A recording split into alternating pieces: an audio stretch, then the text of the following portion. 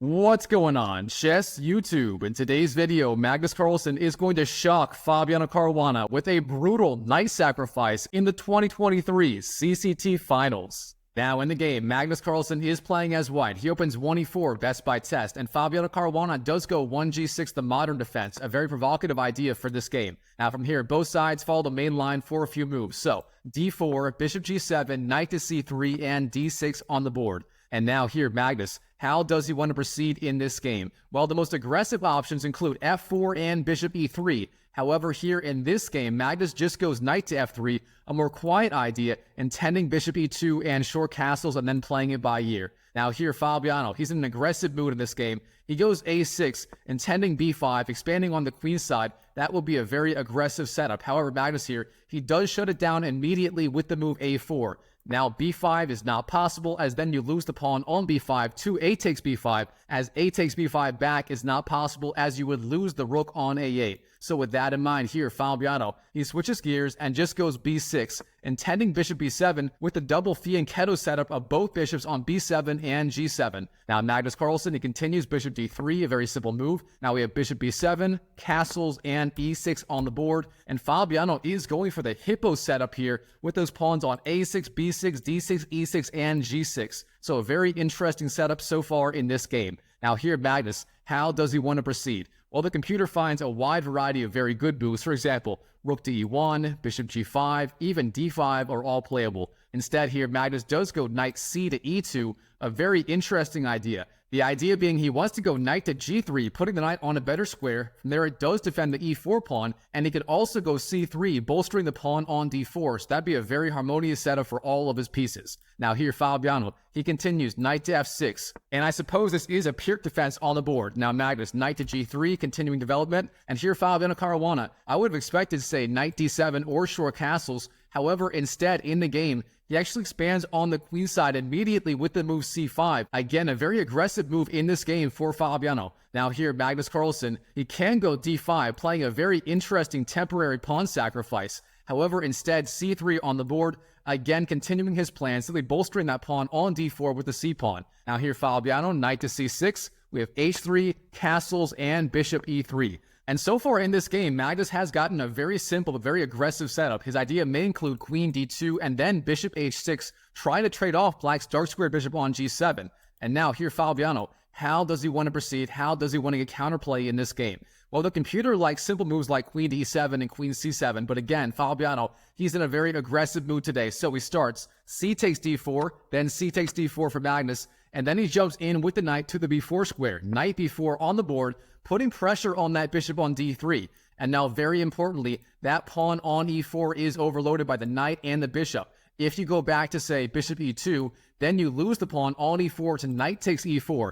Therefore, the bishop has to stay on this diagonal here, and therefore bishop b1 is the only good move to save the bishop, and that is what's played in the game by Magnus. All right, now here, Fabiano, rook c8 on the board, very standard idea, taking control of the open c-file, and here Magnus, queen d2, continuing his plan of, say, bishop h6 in the future, again, trying to trade off those very precious dark squared bishops. All right, now here, Fabiano, a5 on the board, bolsters that knight on b4. Of course, the knight was being attacked by the queen on b2. And now here, Magnus Carlsen, he plays a brilliant idea that will be very important throughout the entire game. Rook to a3, the rook lift on the third rank. And now you can just imagine, if those knights and the bishop move off the third rank, the rook could come flying over to the center or even the king side at some point later in the game, creating threats against the black king. So again, rook to a3, a very, very important move for the rest of the game.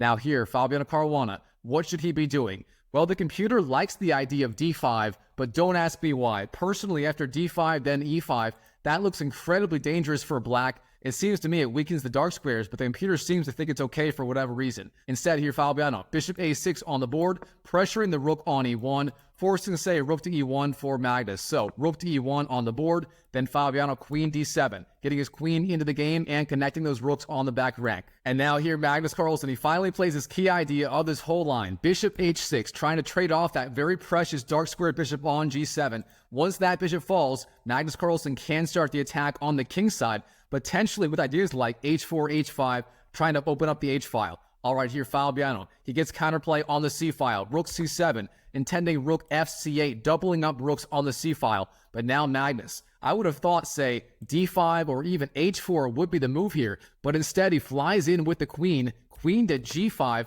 putting pressure on that knight on f6, I suppose. And I'm going to be honest with you, Chess YouTube, I do not understand the idea behind queen g5. If you do, please let me know in the comment section below. I investigated this quite a bit and I could not figure out the idea behind queen g5 for Magnus. So if you know the idea, let me know in the comment section below. Now here, Fabiano Caruana, he finds the best idea, queen to e7, increasing the support of the defense of that knight on f6. Of course, it wasn't being attacked yet, so queen takes f6 was not a real threat. Now here in this position, Magnus Carlsen, he just takes that bishop on g7. Bishop takes g7 on the board, black takes back, king takes g7, and then Magnus strikes in the center with a very strong idea, e5, try to knock off that knight off the very good f6 square, and now Magnus does have a clamp on those dark squares on the king side, as that bishop on g7 is gone, and that pawn on e5 does a great job of controlling those dark squares in the center and the king side. Now here, d takes and then d takes e5 on the board, and Fabiano Caruana does retreat the knight back to the back rank. Knight to g8 on the board, perhaps the best idea. You can't go to h5, and going to d8 or e8, sorry, does not look very good either. So knight g8 on the board, likely the best square for the knight. But here, Magnus Carlsen, he's in an aggressive mood, and he starts the attack immediately with a very strong idea, knight to h5, jumping in with the knight, and of course that knight on h5 cannot be taken. That pawn on g6 is pinned to the king on g7. All right, now, where do you move the king? Well, it turns out h8 is the only square you can move the king, and again, you can't take on h5, you can't go to king to h6, you can't go king f6, therefore king h8, the only legal move here. And now Magnus Carlsen, he jumps in with the knight to f6, knight to f6 on the board, a very, very strong idea. Now, real fast, if you go knight takes f6 as black, trying to knock off that knight, then the move, of course, is e takes f6. You get a permanent wedge on f6 with the pawn, and that is going to be incredibly, incredibly dangerous. So you can't do that as black. Instead here, Fabiano Caruana, what should he be doing? Well, it turns out the best idea is to sit around and wait with, say, king g7, bishop b7, rook d8, and so on. But instead, here Fabiano, he plays a weakening move, h6, trying to drive back that queen off g5. Of course, the pawn being supported by the knight on g8. However, this move here, it just simply doesn't work for tactical reasons. Here, queen to f4 on the board, and Magnus Carlsen does continue the attack. Now king g7, but now Magnus, knight to h4, bring the other knight into the attack, threatening potentially knight takes g6 in certain lines. And here, Magnus, the threats are just piling up against the black king. All right, here, Fabiano Caruana, he tries to get counterplay. Rook c4, activating the rook on the 4th rank, hitting the queen and the knight behind it. However, here, Magnus Carlsen, he isn't tired to deal with the threat. He simply goes knight takes g8, ignoring the threat on the queen. However, the queen on e7 is being attacked. Therefore, if rook takes f4, then knight takes e7 will be the move, and overall, Magnus Carlsen will still be in control. Now, in the game, Fabiano Caruana, he does not take the queen on f4. That is a mistake. Instead, he just goes rook takes g8, winning the knight on the g8 square. Now we have bishop e4, blocking the check or blocking the attack of the rook on the queen. However, Fabiano Caruana, he's not done. He jumps in with the knight to the c2 square. Knight to c2 on the board, forking both the rook on the a3 square and the rook on the e1 square. And here, after this move, suddenly Fabiano Caruana is in the lead in this game. He has the advantage. All right, Magnus Carlsen, what the heck do you do about this fork? Well, he finds the only good idea. He swings his rook on a3 all the way over to the g3 square. Rook g3 on the board, and now the rook is lined up with the black king on g7, and things are getting very dangerous very fast for Fabiano Caruana. I mean, just look at this. Knight takes g6 or bishop takes is a real threat here, as that pawn is being attacked by 3 pieces, and it's only defended twice. All right, in the game, Fabiano, he finds the best idea to hang on. g5, and now, yes, that pawn on g5 is pinned to the king by the rook. However, that does stop the idea of knight takes or bishop takes g6. And real fast, instead, if you take that rook on e1 with the knight, knight takes e1, then the move is knight takes g6, and that basically wins on the spot. So g5, a very key defensive move by Fabiano Caruana. And now here, Magnus, that rook on e1 is under attack still, so rook to e2 on the board defends the rook and puts pressure on that knight on c2.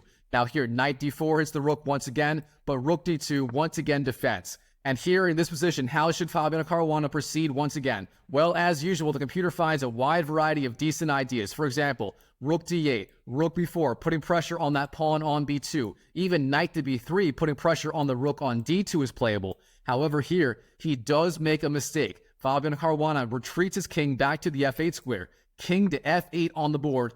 And here's the problem with this move. In this position, Magnus Carlsen, he just goes queen to e3. Getting his queen out of the attack, and it's not so clear what the king is doing on f8. It blocks in the rook on g8 out of the game for now. All right, Fabiano Caruana, that knight on h4, it appears to be hanging, but can you take it? It turns out the answer is heck no. If you go g takes h4, the response will be queen takes h6, forcing king to e8, and then you take the rook on the e8 square. Rook takes g8 square. So, overall, that knight is poisoned. You cannot take it. Instead of that, here, Fabiano Caruana, he just goes queen c5, activating the queen on the queen side. And now Magnus Carlsen, king to h2, getting his king off the back rank. This move may not have been the strongest. Instead, knight to f3 was a little bit stronger. But overall, king h2, not a bad move. Now Fabiano, king e7 on the board, trying to centralize his king. And now Magnus Carlsen, in this position, he actually plays a very big blunder. The computer likes the idea of bishop d3, putting pressure on that rook, or even f4 in this position. But instead here, Magnus, in time pressure, he goes b3, putting the question to the rook, where do you want to go? But it turns out this is a big mistake. Fabiano just goes rook b4, putting pressure on that pawn on b3. And now the threat is rook takes b3, hitting both the pawn and then the queen on e3. So Magnus Carlsen, how does he respond? Well, he starts knight to f3, finally getting his knight off that very vulnerable h4 square. But here, Fabiano Caruana, he has the option taking on b3 with the rook or the knight.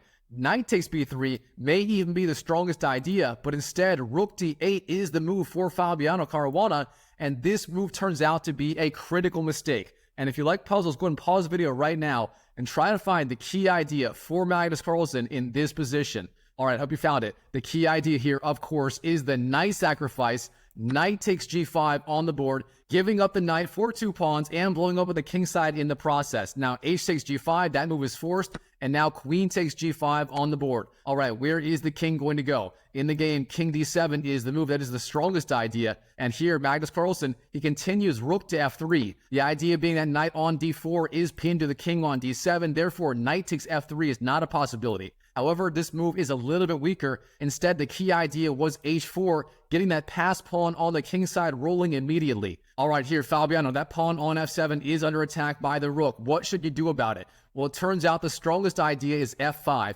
and here's why. If you go f5, you cannot recapture as white en passant, as then the queen on g5 would hang. The pawn on e5 is pinned by the queen to the other queen. So f5 would have been very, very strong for Fabiano Caruana. Instead, queen to e7 on the board, trying to trade queens, but this turns out to be a mistake. As you can see, the eval bar skyrocketing for white in this position. So here, white obviously has a tactical shot. And if you like puzzles, pause the video right now and try to find the key idea for white in this position. And while you're at it, go and smash that YouTube like button. Thank you so much for doing that. Here, the key idea for white. Magnus didn't find it in the game, but it is rook takes d4, giving up the rook on d4. The idea being, if rook takes d4 back, then bishop c6 check deflects the king. After king takes c6, then queen takes e7 wins the queen. And if Magnus found that in the game, that would have been insane. Instead, rook to f6 on the board blocks the idea of queen takes g5 and keeps the queens on the board for now. Now king c7, queen to f4, rook d7 for Fabiano Caruana, and now Magnus finally gets his h-pawn rolling down the board. h4, the alpha 0 h-pawn. His idea is simple. h5, h6, h7, and then h8, just promoting to a new queen. All right, Fabiano, bishop b7, trying to trade off some bishops, and Magnus Carlsen does oblige. Bishop takes, then king takes on the board, and now rook d3, defending along the third rank with the rook, defending b3, and supporting rook h3 ideas, which would support that pawn rolling down the board. Now here, Fabiano Caruana, knight to f5, trying to trade off some knights. Magnus Carlsen does oblige. Rook takes, then queen takes on the board, and now queen to f3 hits the king. Now king to a7, g3 for Magnus, defending the pawn on h4, and now queen c7, putting pressure on that pawn on e5. And now Magnus Carlsen, he continues with the march of the h-pawn, h5 on the board, and that pawn is just the key to Magnus Carlsen's entire position here. Now rook d4, Fabiano Caruana, his idea, he wants to go rook d8, and then maybe rook h8 if necessary. And Magnus, he just continues, h6, rook d8, h7, and here Fabiano, he does not have to go rook to h8 immediately. So is that a good idea, or should he avoid that and do something else? Well, turns out here, the best idea is going to be king to b8, getting the king off the 7th rank. That is super, super important for tactical reasons, as we're about to see. Instead of that, Fabiano actually goes rook to h8, blockading the pawn immediately with the rook. However, it turns out this was a mistake. Here, Magnus, queen to h5. Jumping in with the queen, threatening rook takes f7, and that would pin the queen to the king on a7. So this is part of the idea of king b8 earlier. You have to play king b8, getting the king off the 7th rank. Now here again, king b8 is once again the best move, and once again, Fabiano Caruana, he avoids it, this time in favor of knight g7, putting pressure on the queen on h5. Now the queen does have to move, or does it? It turns out here you can actually play the idea rook takes f7, with the idea being if Fabiano Caruana takes the queen on h5, then rook takes c7 wins the queen of black, and Magnus would have a winning position. However, instead, queen to a6 on the board for Magnus. He just couldn't calculate it all in time. All right, now, knight to e8 for Fabiano Caruana. Hits the rook on f6, rook f4, and then f5, gaining space on the king side and stopping the idea of rook takes f7 once and for all. Now here Fabiano, rook to h4 on the board, supporting the pawn on h7 with the rook, and now threatening queen to potentially even queen g7 ideas in the future. Now here, queen to e7 for Fabiano, and then queen g6 on the board. The threat here is simply queen g8, threatening the rook on h8, and if you take the queen, then h takes g8 will be the move, getting a new queen, and black will lose the rook, so you can't allow that. Here Fabiano, knight to c7, but then queen g8 on the board. What is Fabiano supposed to do? Well, it turns out he has one move here that does save the game on the spot. And again, if you like puzzles, pause the video right now and try to find the brilliant idea for Fabiano Caruana. Well, I hope you found it. The key move here, believe it or not, you abandon the rook on h8 and you simply go queen to c5. Here's the idea. If you go queen c5 and Magnus does take on h8, the key idea is queen takes f2, hitting the king, then king to h1 is forced, and you have a draw by repetition with the moves queen to f1, king h2, queen f2, king h1, queen f1, and so on.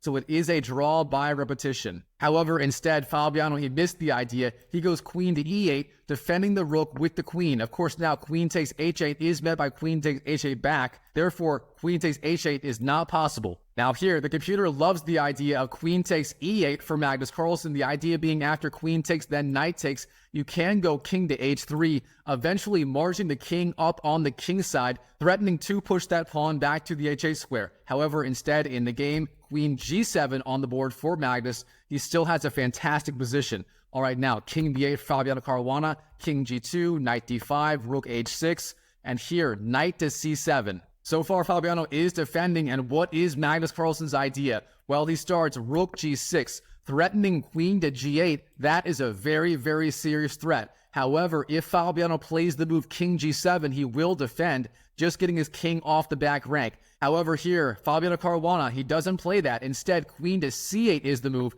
and this turns out to be a fatal blunder. Here, Magnus Carlsen, he finds the finishing blow. Once again, if you like puzzles, pause the video and try to find the finishing blow for Magnus. And of course, the idea here is queen takes h8. And now, if Fabiano recaptures with the queen, then rook to g8 will be checked. You take back with the queen, and then h takes g8 will get a new queen. Magnus will have a new queen on g8 versus the knight on c7. That is just too much, and therefore in this position, Fabiano Caruana resigns on the spot to Magnus Carlsen. Wow, what a game between Magnus and Fabiano. All right, Chess YouTube, I hope you enjoyed the video. If you did, make sure to smash that like button and check out this video right here, where I cover the top 5 games played between Magnus Carlsen and Hans Niemann in the 2024 Speed Chess Championship semifinals. That video is incredible. If you enjoyed this one, I'm sure you're going to love that one. So check it out, and I'll see you in the next video.